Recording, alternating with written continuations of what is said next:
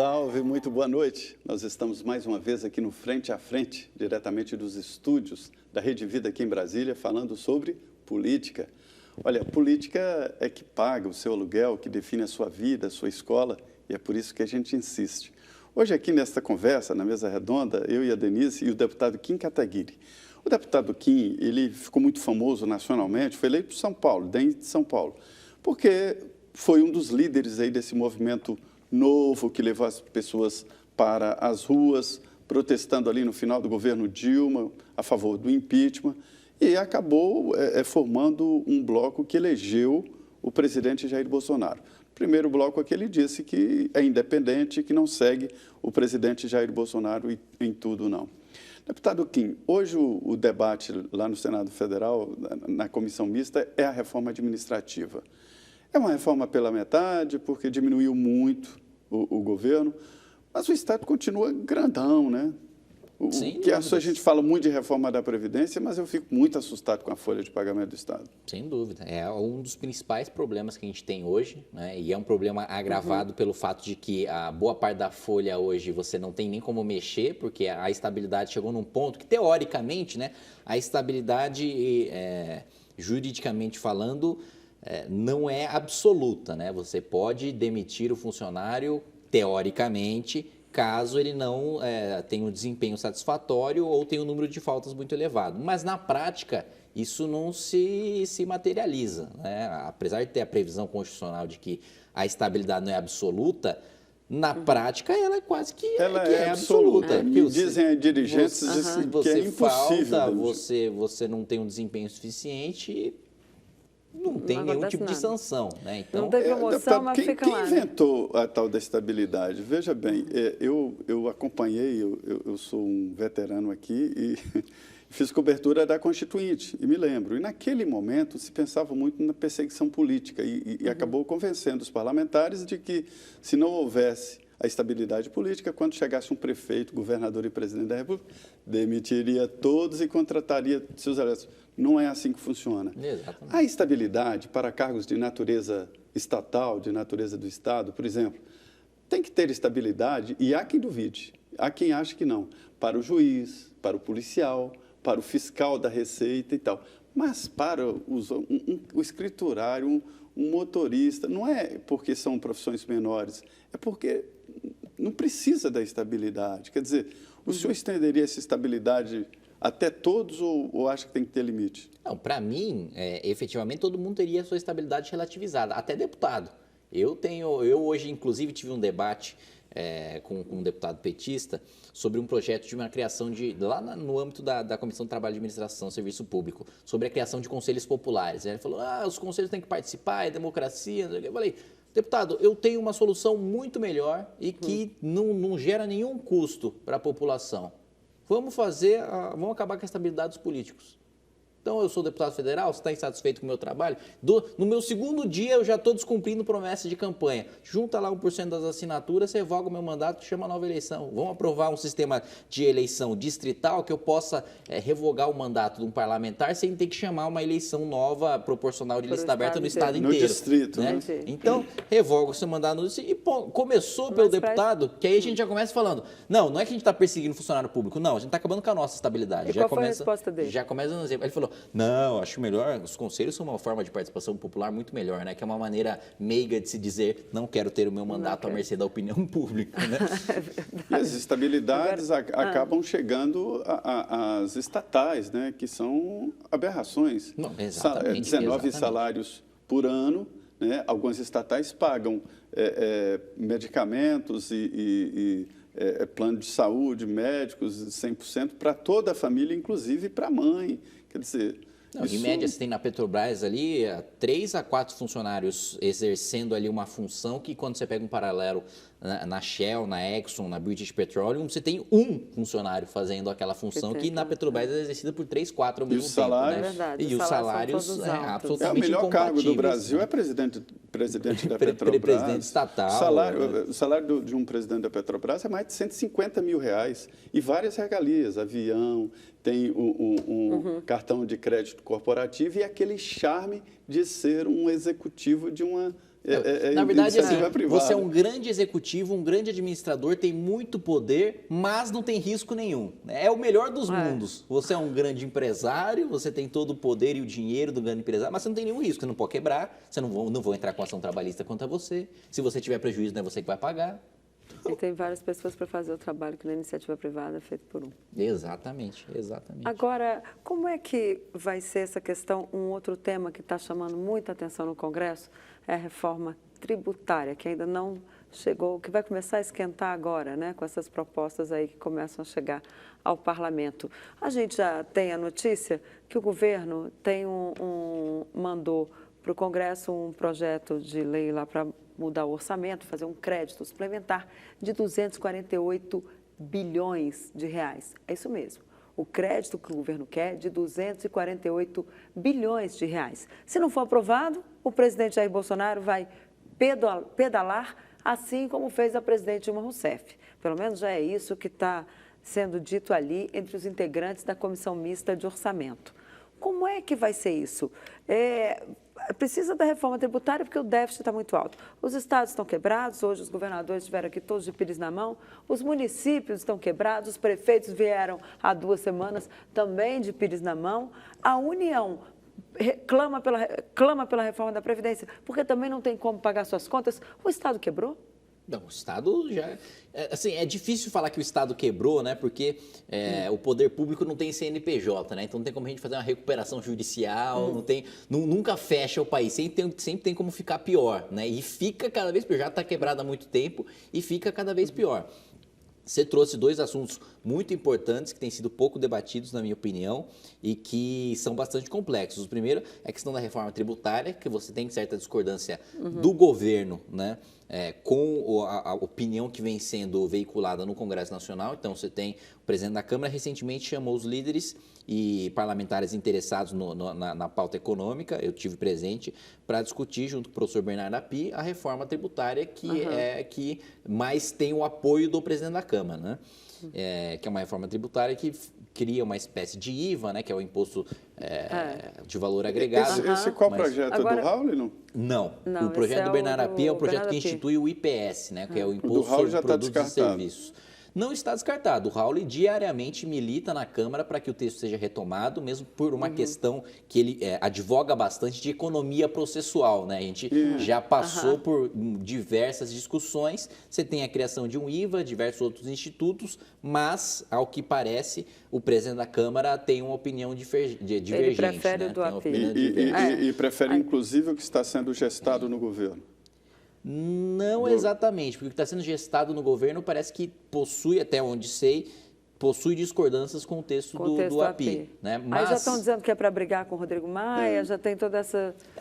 Eu acredito que realmente seja uma... Nesse ponto, né, eu acho que tem muitos atritos políticos envolvendo o Congresso. Mas isso é mais técnico. E eu acho que esse é de mérito. Eu acredito que nesse ponto a equipe econômica, de fato, tem discordâncias de mérito com o projeto do API e existem convicções de lideranças da Câmara e do próprio presidente da Câmara em relação ao texto que vem sendo debatido. Mas esse outro ponto que vem sendo menos debatido ainda, que você levantou, do crédito suplementar, é uma questão que envolve a regra de ouro, né? Que, para quem não sabe, né, a regra de ouro é basicamente que a previsão constitucional de que o presidente da República não pode tomar empréstimo para pegar dinheiro emprestado para pagar despesa corrente. Nem emitir título.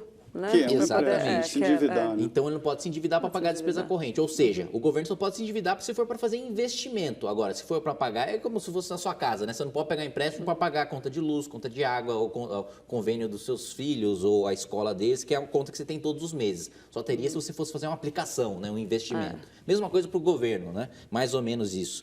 E o que acontece? Que a previsão da regra de ouro é que se ela for quebrada, né? Se o governo tomar empréstimo para pagar a despesa recorrente, ou ele pede o crédito suplementar, né, para o Congresso Nacional, né, ou ele pede mais para fazer esse empréstimo, né, pede autorização para fazer esse empréstimo para o Congresso Nacional, ou, que são 2 possibilidades, né, que você colocou muito bem, né, o presidente pode pedalar e cometer crime fiscal, se ele não ter autorização no crédito suplementar, ou ele pode simplesmente não pagar os benefícios que que aquele dinheiro estava previsto para pagar. No caso, o presidente já anunciou que a brecha constitucional que foi encontrada, não sei se foi o presidente ou algum representante do governo, que a brecha constitucional que foi encontrada é a questão da aposentadoria dos benefícios sociais. Ou seja, se a Câmara não liberar o crédito suplementar, ou o presidente comete crime fiscal e se torna passível de impeachment, ou ele dá calote em aposentado e que recebe Bolsa Família e outros tipos de assistência social. É uma discussão extremamente relevante e que vai interferir muito na discussão da reforma previdenciária, porque isso se torna um balcão de negócios. Inclusive, amanhã o Paulo Guedes vai lá à Comissão Mista de Orçamento justamente para explicar esses números, né? Exatamente. E se torna um balcão de negócios porque, infelizmente, coincide essa discussão, ou seja, no meio da discussão da reforma mais importante para o governo é refém do Congresso Nacional, porque se não houver essa concessão, o presidente comete crime de responsabilidade e está passível de impeachment. E vai chegar ao ponto quase lá dos Estados Unidos, aquela história de parar o governo. Nesse caso aí, o relator, o deputado Hildon Rocha, ele é do MDB, ele mostra que se houver o endividamento para pagar essas despesas, o Brasil vai pagar 43 bilhões de reais em juros. Ele vai se endividar, né? Quem se endivida paga juros, 43 bilhões. E ele oferece ali, para que esses compromissos sejam cumpridos, parte das reservas internacionais, que é discutível, né? Fragiliza as economias do Brasil, e outra parte superávit do Banco Central. Exatamente. E esse é um ponto que, inclusive, eu tenho muita relação com esse assunto, porque eu relatei na Comissão de Constituição e Justiça, e foi sancionado semana passada pelo presidente, a proibição justamente do uso do superávit do Banco Central para fazer repasse ao Tesouro. Ou seja, o Banco Central tem as suas reservas de câmbio justamente para que a sua função principal é proteger a moeda, né? Claro. Nessa operação de câmbio, muitas vezes o Banco Central tem lucro, né? Porque a nossa moeda fica mais forte, né? Compra e vende. Usualmente, para fazer uma contabilidade criativa, né, as últimas presidências da República, os últimos governos utilizaram esse dinheiro do Banco Central como se fosse um lucro mesmo e não simplesmente uma reserva que deve ser mantida para proteger a moeda. O meu relatório, que foi aprovado, já sancionado, proíbe que essa operação seja feita. Ou seja, essa sugestão do deputado Hildon só pode ser aplicada para esse exercício fiscal, né? A gente tem o princípio da anterioridade, então, apesar de eu ter aprovado a legislação agora, só pode ser aplicada no próximo exercício, só pode ser aprovada no próximo exercício fiscal. Ou seja, é uma solução que supre essa questão do crédito suplementar para esse ano, mas não para os próximos 3, em que o presidente também vai ter que pedir se a gente não aprovar a reforma previdenciária. Ou seja, a situação, o cerco está se fechando, né? Não, é uma situação desesperadora. É uma situação desesperadora. Pois é, mas aí vai chamar as falas, por exemplo, o PT, o PSOL, e aí vocês votam com o governo Jair Bolsonaro para se endividar ou deixam sem pagar, o BPC, né? É uma escolha difícil, né, deputado? Não, com certeza. É uma escolha difícil para todos os lados, porque a própria decisão do governo... A equipe econômica fica constrangida. A equipe econômica é constrangida, porque é uma questão que qualquer governo, qualquer presidente que vencesse a eleição teria de pedir esse crédito suplementar. A quebra da regra de ouro está prevista no orçamento que foi aprovado ano passado, pela outra legislatura. Então, qualquer presidente teria de pedir. Agora, as condições políticas poderiam ser diferentes. A reforma da Previdência poderia estar mais avançada, né? O presidente poderia ter uma interlocução melhor com o Congresso Nacional. O senhor disse, certa vez, que o senhor já esteve mais animado com o mandato. Como é que é isso? No início do mandato, e mesmo pós-eleição, eu tinha uma perspectiva muito grande de que a gente aprovaria uma reforma previdenciária bem estruturante, né, que tratasse do problema na sua estrutura e não só na sua conjuntura, né, que a gente tem uma diminuição de arrecadação devido ao desemprego e ao subemprego, né, aos empregos informais. Eu tinha a perspectiva de que logo no início a gente já aprovaria rapidamente uma reforma previdenciária com uma baita economia. Isso geraria um clima de otimismo muito grande que facilitaria politicamente e economicamente as coisas para o país, o que faria com que, nessa toada, a gente já discutisse a reforma tributária e a gente aprovasse ambas as reformas estruturantes nesse ano, com a previsão que o mercado tinha. Acho que o mercado estava otimista como eu, né? Estava previsão de 3,5% de crescimento do PIB. Tanto que agora já baixou. Agora já tá quase... é 1,5%, que é a mesma perspectiva que eu tenho. Acho que na mesma medida em que você teve essa queda devido às turbulências políticas, às caneladas do governo, às brigas internas, a ala do Olavo de Carvalho, a ala dos militares, e um fala mal do outro e um xinga o outro, não. Devido a esse tipo de coisa, você diminuiu a perspectiva política de você conseguir efetivamente essas reformas mais rapidamente. Mas eu também em relação... Eu estou meio que primeiro mandato, estou aprendendo, então está um pouco de montanha-russa também, né? No início, estava muito otimista, achando que a coisa ia... Aí eu vi a falta de articulação do governo, o tropeço do governo, e falei, não vai ser aprovada reforma nenhuma, eu já fiquei quase entrei em depressão. Mas agora eu acredito que alguma reforma vai ser aprovada. A gente não vai economizar 1 trilhão, mas alguma reforma vai ser aprovada. E como é que o senhor lida isso com os seus eleitores? Eu sei que o senhor tem um contato muito forte ali. Acho que sou muito franco. E como é que vem as respostas e tal? Eu coloco a experiência, né? É uma coisa que poucas pessoas... Assim, os bastidores, efetivamente, as curiosidades de como funciona o Congresso Nacional, né? Então, desde uma coisa mais corriqueira, mais desconhecida, como, por exemplo, tudo que acontece na comissão é acordado antes com as lideranças do governo da oposição e com o presidente da comissão. Sempre foi assim. Sempre foi assim, mas ninguém nunca soube. Né? Ninguém nunca falou, olha, eu sou deputado, hoje mais cedo eu estive com a presidente que é do PCdoB, que discorda diametralmente de mim, tive com o líder do PT, tive com o líder do governo, a gente chegou num consenso. Vamos fazer isso? Vamos, em vez de convocar o ministro, convidar o ministro? Vamos, em vez de votar isso aqui, convocar uma audiência pública para discutir? E isso, para o meu eleitorado, tem esclarecido muito da minha tomada de decisão. Eles começam a entender mais, e começam a entender, porque tem essa parte de demonização também, né? Da política. Não, fazer política. O que é fazer política? É pagar propina? É negociar cargo? Não, é eu sentar com a presidente do PCdoB, com o líder do PT, com o líder do PSL e falar, e aí, o que a gente vai fazer na comissão? Não houve uma própria demonização da política por parte do presidente Bolsonaro durante a campanha? Eu acho que mesmo pós-campanha, você teve um erro grave que o presidente tem corrigido de querer confundir a articulação política com corrupção.